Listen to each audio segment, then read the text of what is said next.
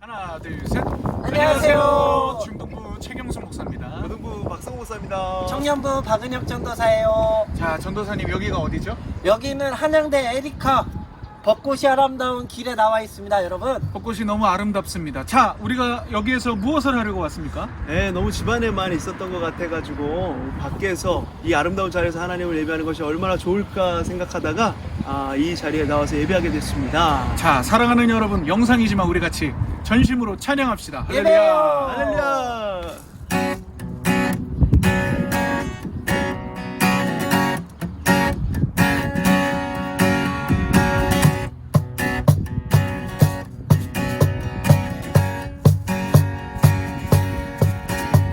나보다 나를 잘 아시는 주님,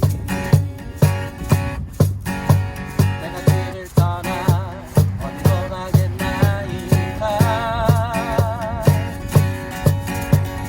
어딜 가든지 최선이 나를 인도하시며 죄 어른 선이 나를 붙드시리라. 나를 전부터 계획하시고 지금까지 인도하시네. 하나님이여, 주의 생각이 어찌 그리고 외로우신지요. 나의 생각보다 나의 뜻보다 더 크고 놀라우신 주님. 하나님이여, 나를 살피사 나의 마음을 다시오니 나를 영원한 길로 인도하소서. 다시 한번 고백합시다. 나보다 나를 잘 아시는 주님, 내가 주를 떠나 어디로 가겠나이까. 나 어딜 가든지 내 손이 나를 인도하시며 내 오른손이 나를 붙드시리라. 나를 창세전부터 계획하시고 지금까지 인도하시네. 하나님이여, 주의 생각이 어찌 그리고 외로우신지요. 나의 생각보다 나의 뜻보다 더 크고 놀라우신 주님. 하나님이여, 나를 살피사 나의 마음을 다시오니 영원한 길로 하나님이여, 주의 생각이 어찌 그리고 외로우신지요. 나의 생각보다 나의 뜻보다 더 크고 놀라우신 주님. 하나님이여, 나를 살피사 나의 마음을 다시오니 나를 영원한 길로 인도하소서.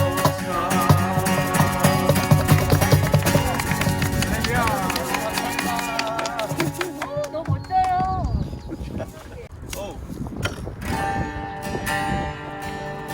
사랑하는 여러분, 외로워하지 마세요. 주님이 언제나 우리와 함께 하십니다. 우리 그 고백을 담아서 한 번 더 찬양합니다. 당신은 시간을 두고 난 가운데 오셨네. 우리 없는 하늘 원치 않아 우리 삶에 오셨네. 자신의 변한 것 우리에게 떠나주셨네. 낮은 자의 모습을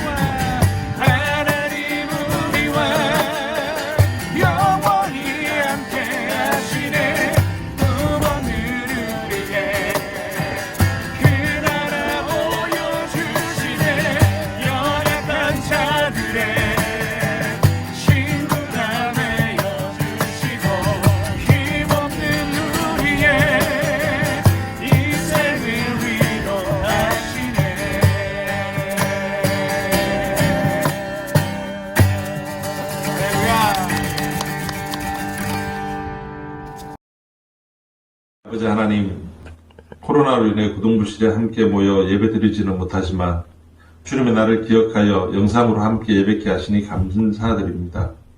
코로나를 통해 우리가 함께 모여서 마음껏 예배를 드리고 교제를 나누는 것이 당연한 것이 아니라 주님께서 우리에게 주신 주님의 은혜요 선물임을 알게 하시니 감사드립니다. 우리의 일상 가운데서 은혜를 은혜인 줄 알지 못하고 당연하다고 생각하는 것들 가운데서 주님이 주신 은혜를 찾고 그 은혜에 감사하는 믿음의 눈을 주시옵소서. 하나님이 원하시는 대로 항상 기뻐하고 쉬지 말고 기도하며 범사에 감사하는 모든 분들에게 하시옵소서. 코로나로 인해 개학은 했으나 학교에 갈 수가 없는 상황입니다.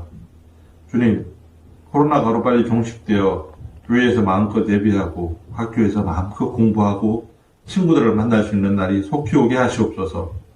주님, 박성호 목사님을 도우시옵소서.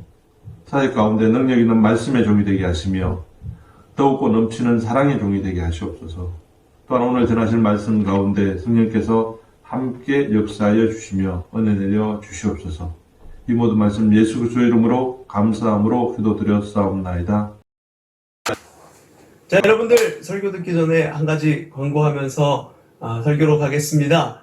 여러분, 설교를 잘 듣게 하기 위해서 우리 영적 전쟁 때와 마찬가지로 퀴즈를 준비했습니다. 설교를 다 듣고 나서 주요한 내용을 목사님이 퀴즈로 영상 마지막에 내보낼 거예요. 그 퀴즈에 대해서 여러분들이 답변을 유튜브 영상 댓글로 자기 이름, 학년 쓰고 그리고 이 퀴즈의 답을 1번 뭐, 2번 뭐 이렇게 써주시면 여러분들 순서대로 이렇게 보고 목사님이 5명 이렇게 선정을 해서 기프티콘을 바로 쏴 드리도록 하겠습니다. 우리 영적 전쟁 때 해봤잖아요. 여러분들 재미있게 한번 설교 열심히 잘 듣고 재미있게 우리 퀴즈에 참여해 보도록 하겠습니다. 공과 대신 퀴즈예요. 이 퀴즈의 제목은 여러분 공과 공부가 없는 대신 이 퀴즈를 통해서 설교를 한 번 더 리마인드하는 그런 시간을 갖도록 하겠습니다. 여러분 설교 잘 듣고 좀 이따가 문제 열심히 풀어주기를 바랍니다. 여러분 화이팅! 설교로 나아갑니다. 할렐루야! 오늘 우리에게 주신 하나님 말씀은 신약성경 요한복음 2장 7절에서 11절 말씀입니다.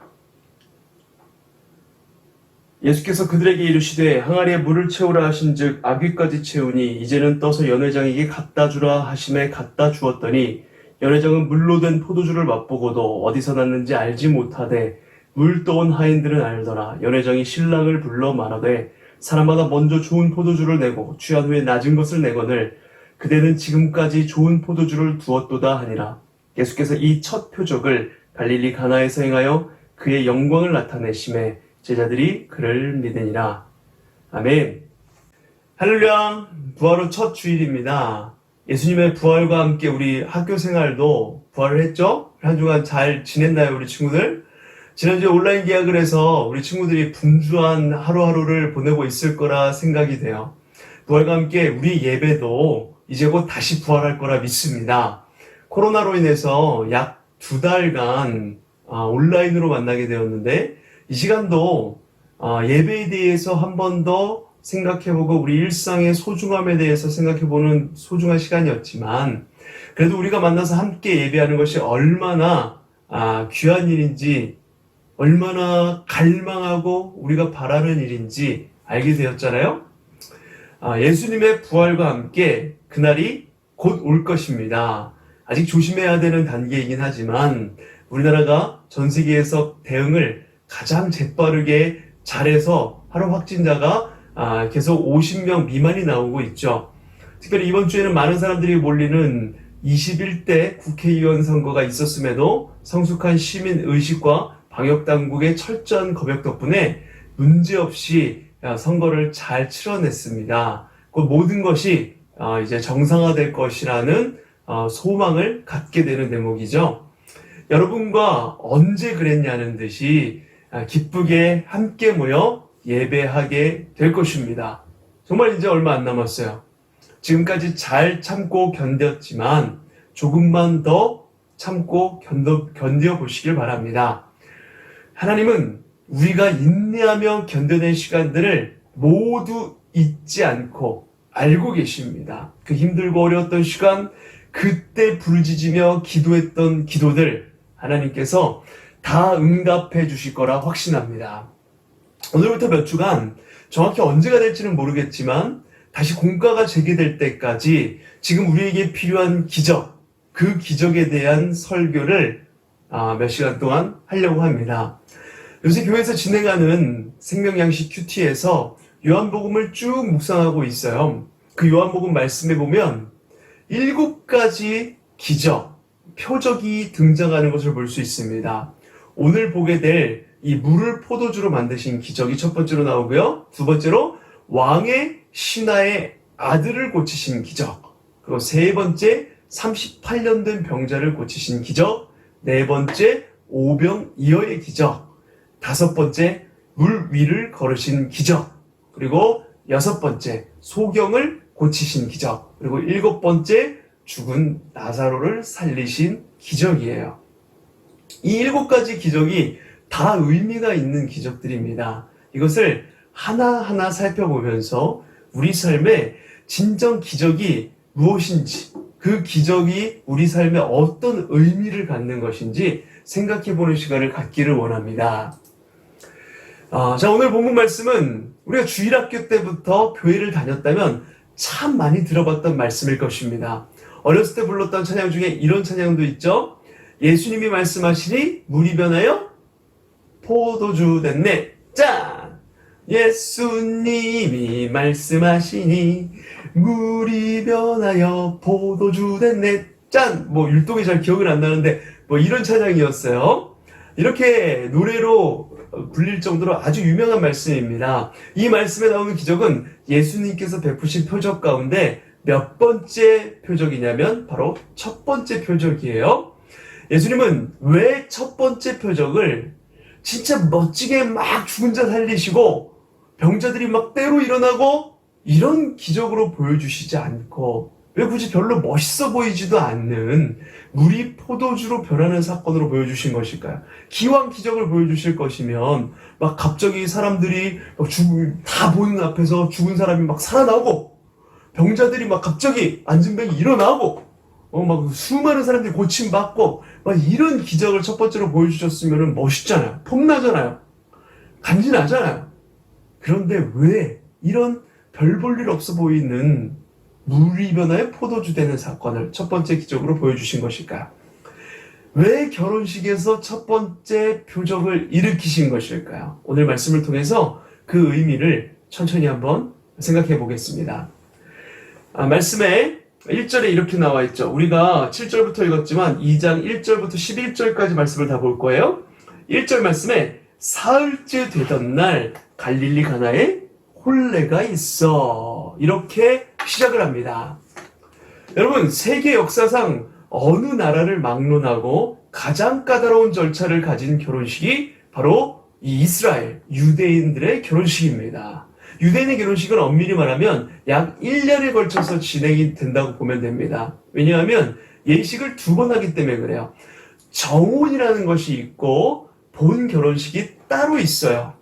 그런데 정혼도 법적인 효력을 갖습니다. 그래서 예수님이 탄생할 때 보면은 예수님의 어머니 마리아가 요셉과 정혼한 후에 동거하기 전에, 그러니까 1년간의 그 기간, 정식 결혼식을 하기 전에 1년간의 기간에 예수님을 잉태한 것을, 성령으로 잉태한 것을 볼 수가 있는데 바로 그때를 얘기하는 거예요.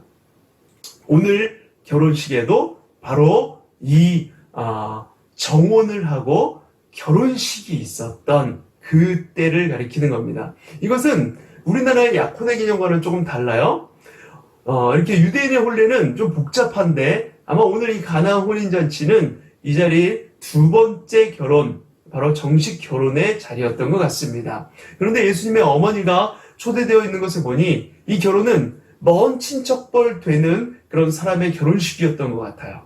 먼저 어머님이 동참하셔서 거기서 일을 거들어 주시고 이어서 예수님이 제자들과 함께 이 잔치 자리에 동참하게 됩니다. 그런데 하나 일이 발생하죠. 3절 말씀에 보니까 뭐가 떨어졌다고 나와 있죠? 포도주가 떨어집니다. 자, 포도주가 떨어졌다. 이것이 도대체 이 사건 속에서 무엇을 의미하는 것일까요? 아마 인생 중에 가장 즐겁고 복된 날은 결혼하는 날일 것입니다. 네, 여기 보이는 이 사진이 바로 제 결혼 사진이에요. 네, 벌써 5년 전인데 목사님도 그럴 때가 있었습니다. 이 결혼날은 한 인생에 있어서 결혼식 날은 최고의 날일 것입니다. 아주 기쁜 날이에요. 저에게도 아마 가장 기쁜 날이지 않았을까? 그렇게 믿고 있습니다. 그런데 유대인들은 신랑 신부가 결혼식에서 아주 중요하더라도 그와 맞먹게 중요한 것이 바로 포도주예요. 여기서 말하는 이 포도주는 술의 개념을 뛰어넘는 것입니다. 시편 104편 15절에 보면 포도주가 인간의 마음을 가장 기쁘게 하는 상징적인 물건으로 등장을 하고 있어요. 그러니까 유대인들은 신랑 신부가 빠져도 그 결혼식 혼인잔치에 포도주가 빠져서는 안 된다. 이런 말이 있을 정도로 결혼식에서 포도주가 아주 중요한 위치를 차지하고 있었습니다. 이것은 그만큼 인생에 있어서 최고로 기쁜 날에 포도주는 항상 있어야 한다. 이것을 보여주는 거예요. 하나님은 우리 인간을 창조할 때 아담과 하와를 창조하시면서 그리스도라는 신랑과 신부인 인간이 연합하여서 온전히 구원을 받음으로써 진정한 행복을 경험하도록 그렇게 우리를 만드셨습니다. 성경 전체는 어디를 봐도 반드시 4가지 주제가 등장을 해요. 첫 번째는 창조입니다. 그 다음이 타락이에요. 창조 그리고 타락. 그리고 타락 다음에 구속이 옵니다. 타락한 인생을 하나님이 그대로 두지 아니하시고 그 아들 메시아를 통해서 구원하시려는 계획을 가지세요. 그리고 그 구속은 궁극적인 마지막 목적이 바로 회복에 있습니다. 그러니까 창조, 타락, 구속, 회복. 이것이 바로 성경을 이루고 있는 거대의 큰 사이클이에요. 4가지. 창조, 타락, 구속, 회복. 이것을 여러분들 성경을 보시면서 항상 기억하시면서 보면 성경을 이해하는 눈이 더 넓어지게 됩니다. 아담이 스스로 존재하려는 욕심 때문에 인류 가운데 죄가 들어오죠. 이 타락으로 어떤 현상이 생겨났냐면 하나님과 인간 사이에 단절이 찾아옵니다. 단절되었어요. 원래는 하나님과 인간이 자유롭게 교제했는데 그 사이에 죄가 들어옴으로 말미암아 단절이 되었어요. 성경은 윤리적으로 도덕적으로 죄 짓는 것을 죄라고 말한 적이 없어요. 도둑질하는 것, 음란한 것, 강도 이런 것들을 죄라고 얘기하지 않습니다. 그것은 엄밀히 말하면 죄에 따른 증상들이에요. 죄로 인해서 생겨나는 현상들입니다. 성경에서 가장 정확한 죄의 개념은 뭐냐면 하나님과 인간 사이의 단절이에요. 하나님과 인간이 단절된 상태, 그걸 바로 죄의 상태라고 하는 것입니다. 여기서부터 인류의 모든 문제가 발생하는 것이에요.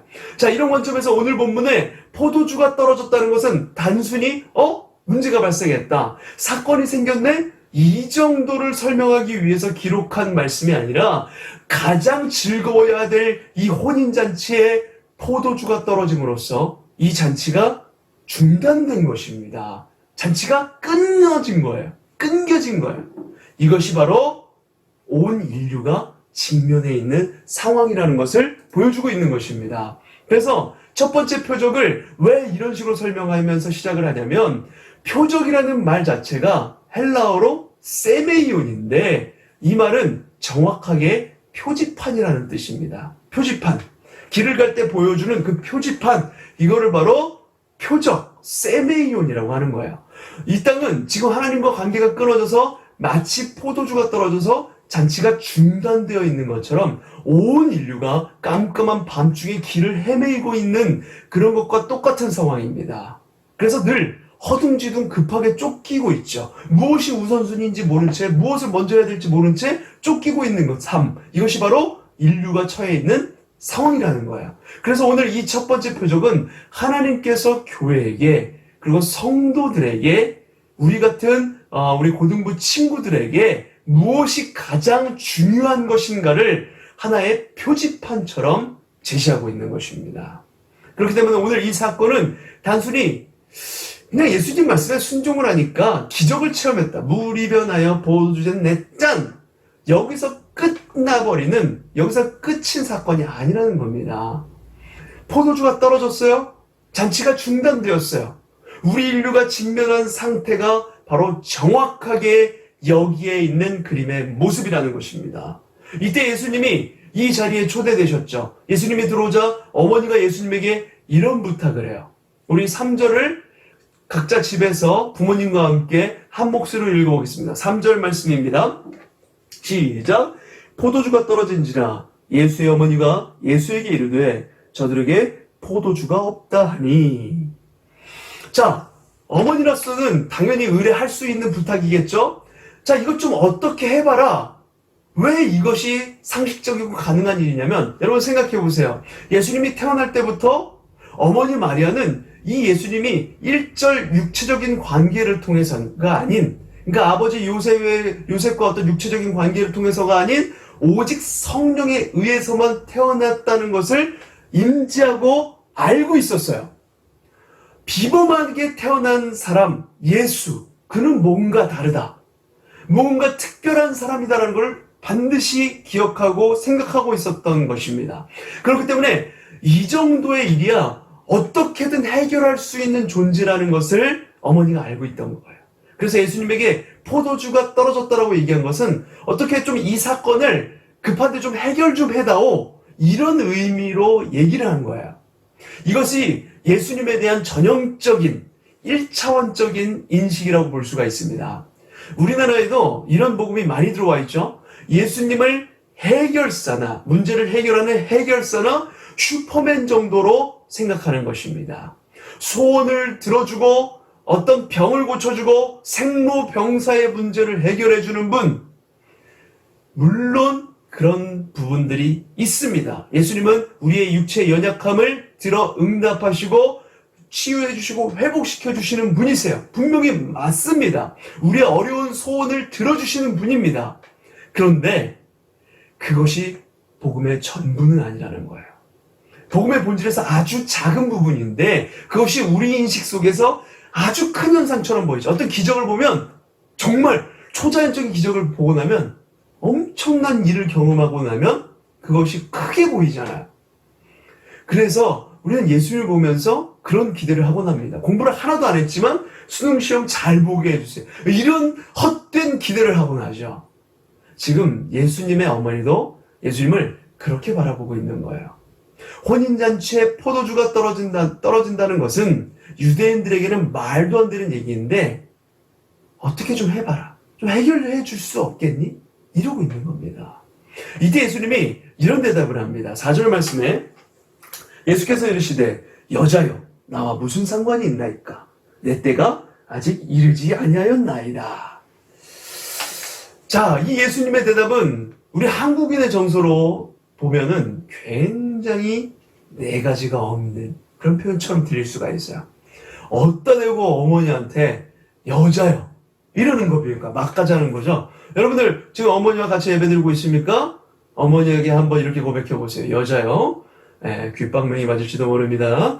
자, 그러나 이 표현은 그런 표현이 아니에요, 여러분. 헬라어로 보면 이 단어는 여성에 대해서 극존칭어로 사용하고 있는 단어입니다. 그런데 번역이 좀 우리 정서에 안 맞게 되어서 그렇게 좀 내가지없게 들리는 겁니다. 그런데 예수님께서 왜 하필 이때에 여기서 어머니라는 표현을 쓰지 않고 여자여 라는 표현을 쓴 것일까요? 지금부터 이야기하는 것은 이제 아들로서가 아니라 공적인 메시아로서 이야기를 하겠다. 이것을 선언하고 있는 겁니다. 그래서 여자여 이렇게 얘기하는 거예요. 예수님이 일단 여기서 어머니의 부탁을 한번 거절을 하죠. 이 일이 나와 무슨 상관이 있나니까. 그 말은 분명한 거절이에요. 왜 거절하셨을까요? 여자요. 내가 이 땅에 온 것은 이런 사건을 해결하기 위해서 온 것이 아닙니다.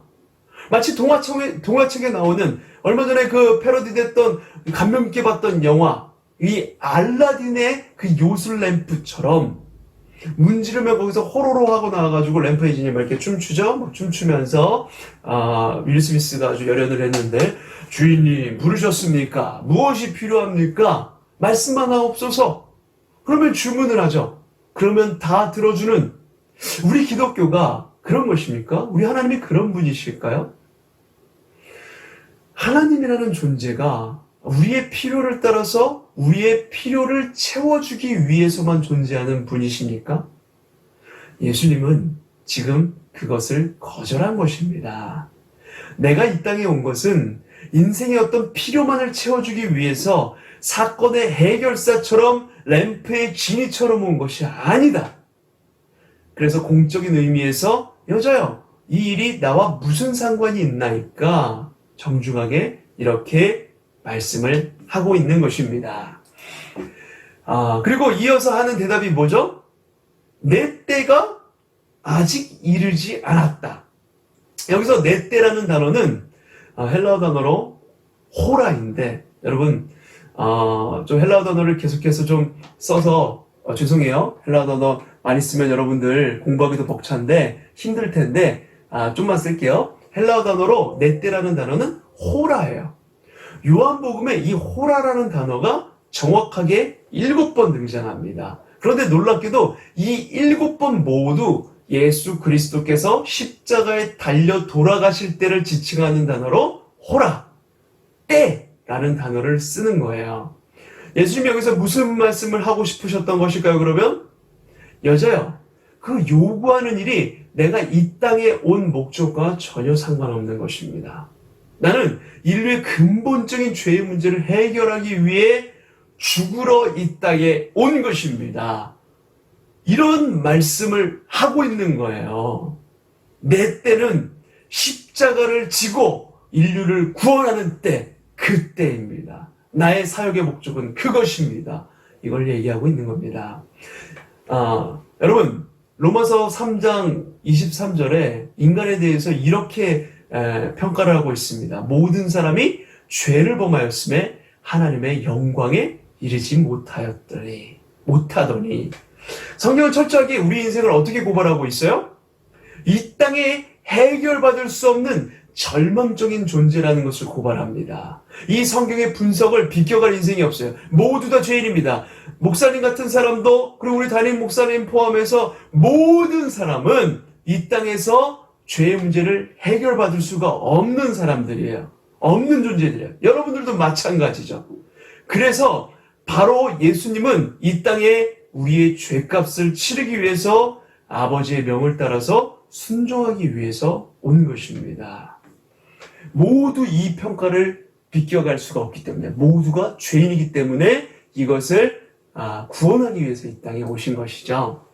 그러니까 오늘 예수님이 이 첫 번째 표적 사건을 통해서 말씀하시고 싶었던 바가 딱 하나예요. 내가 왜 이 땅에 와야 했는가? 첫 표지판을 이렇게 설정하고 계시는 것입니다. 이 땅에 인류의 죄를 위해서 내가 죽기 위해서 왔다.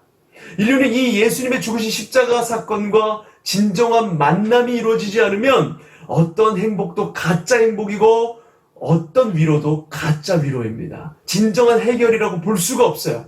이 사건을 만나야 됩니다. 그렇구나. 그래서 이 땅에 예수님께서 오셔야 했구나.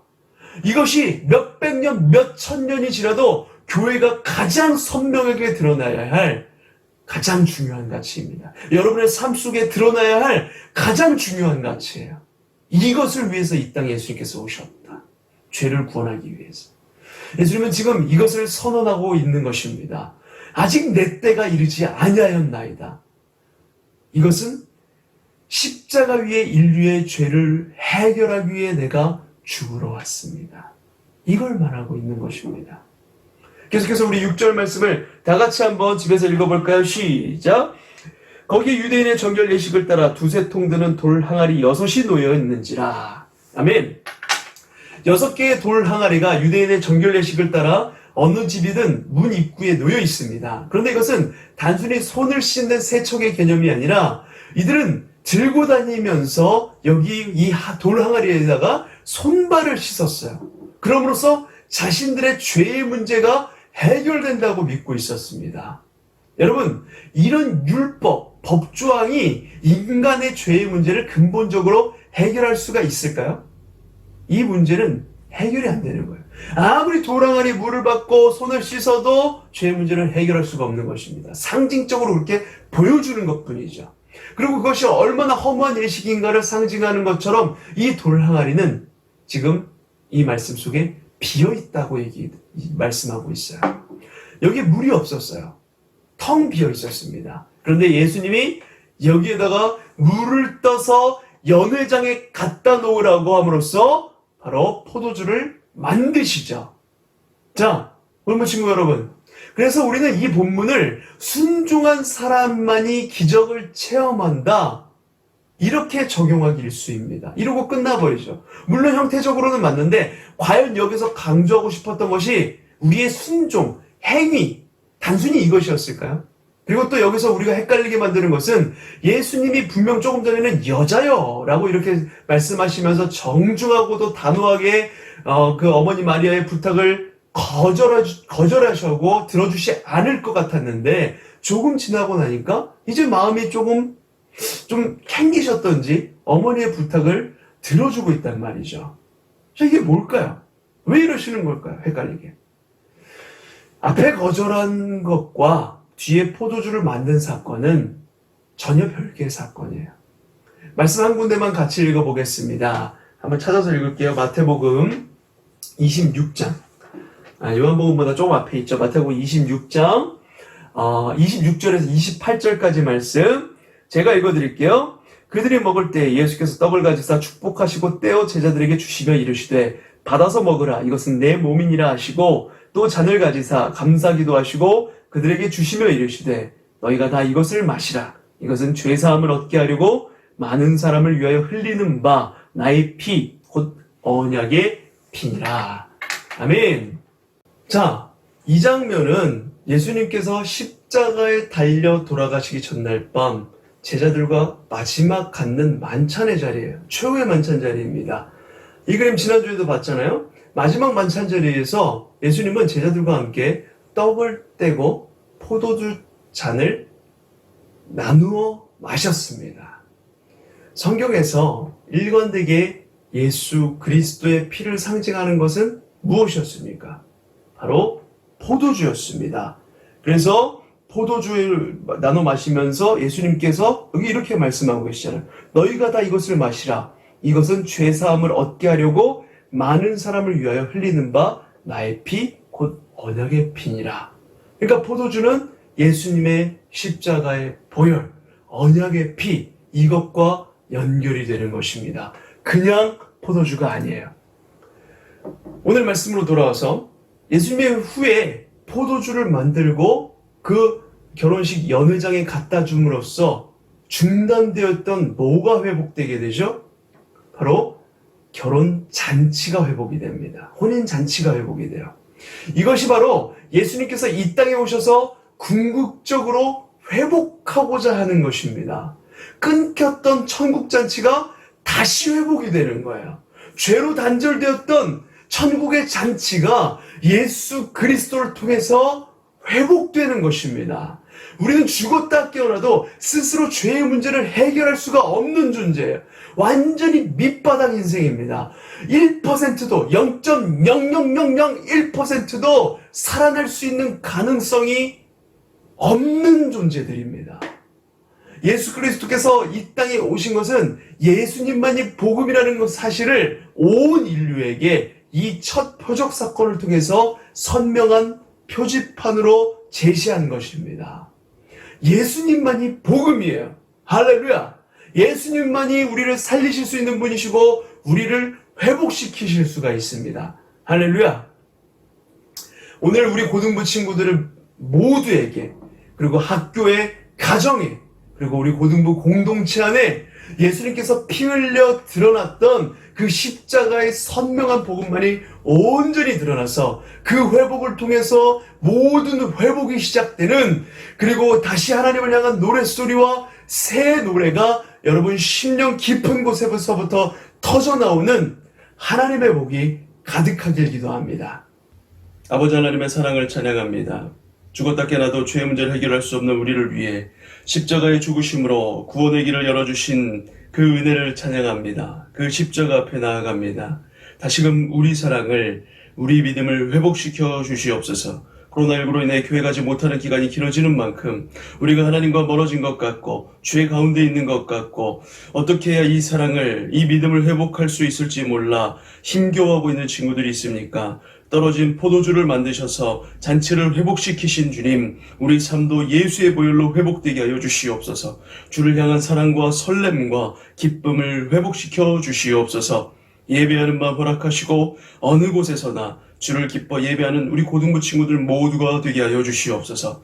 코로나가 전부가 아닙니다. 코로나로 모든 것을 놓아버렸던 우리 마음을 다잡게 하여 주시고 회복의 은혜를 경험하게 하여 주시옵소서. 하나님을 다시 만나기 원합니다. 만나 주시옵소서. 은혜 허락하여 주시옵소서. 이제는 길이요 진리요 생명 되신 성자 예수 그리스도의 은혜와 성부 하나님의 다함없는 사랑하심과 성령 하나님의 내재 충만 교통하심의 은혜가 포도주를 만들어 잔치를 회복하신 주님을 믿고 신뢰함으로 우리 삶에도 예수 없이는 안 된다라고 고백하면 진정한 회복의 은혜로 나아가기 원하는 모든 고등부 친구들 머리 위에, 사랑하는 우리 교사 선생님들 머리 위에, 그리고 각 가정과 교회 위에, 코로나 바이러스로 고통받고 있는 모든 환우들 위에, 그리고 지금도 코로나 바이러스와 최전선에서 싸우고 있는 모든 의료진들과 정부 관계자들, 그리고 질병관리본부 관계자들 위에, 이 나라 이민족 온 열방 위에 이제로부터 영원까지 함께 하실지어다. 아멘. 자, 설교 말씀 잘 들었죠? 찬양까지 하고 기도까지 다 했는데 마치 쿠키 영상인 것 같아요. 쿠키 영상입니다, 여러분들. 퀴즈 나갑니다. 1번 문제. 성경에서 반드시 등장하는 4가지 주제가 있다고 했어요. 그 4가지 주제가 무엇일까요? 자, 2번 문제입니다. 성경에서 말하는 죄가 무엇일까요? 죄가 무엇이라고 설교 시간에 얘기했어요? 강도, 살인, 음란, 도둑질, 이런 것들이 죄가 아니라 이것은 죄 현상이라고 했는데 성경에서 말하는 죄는 그러면 무엇일지 여러분들이 써주시길 바랍니다. 자, 3번. 예수께서 4절에서 말씀하신 내 때라는 것은 어떤 때를 말하는 것일까요? 자, 4번 문제입니다. 예수님께서 이 땅에 오신 목적은 무엇인가요? 5번. 마지막 문제입니다. 여러분에게 예수님은 어떤 분이신가요? 한 문장으로 써주세요. 네, 우리 이렇게 5문제에 댓글로 남겨주시면 여러분들 또 이렇게 5명 다 찼다고 그냥 이렇게 지나가고 그러지 마시고, 그래도 5명 다 찼어도 또 이렇게 목사님이 개인적으로 선물을 줄 수도 있잖아요. 그러니까 여러분들 이렇게 댓글로 남겨주시면 목사님이 이렇게 잘 보고 선물을 드리도록 하겠습니다. 여러분, 다음 주에 또 만나요. 한 주간 승리하세요.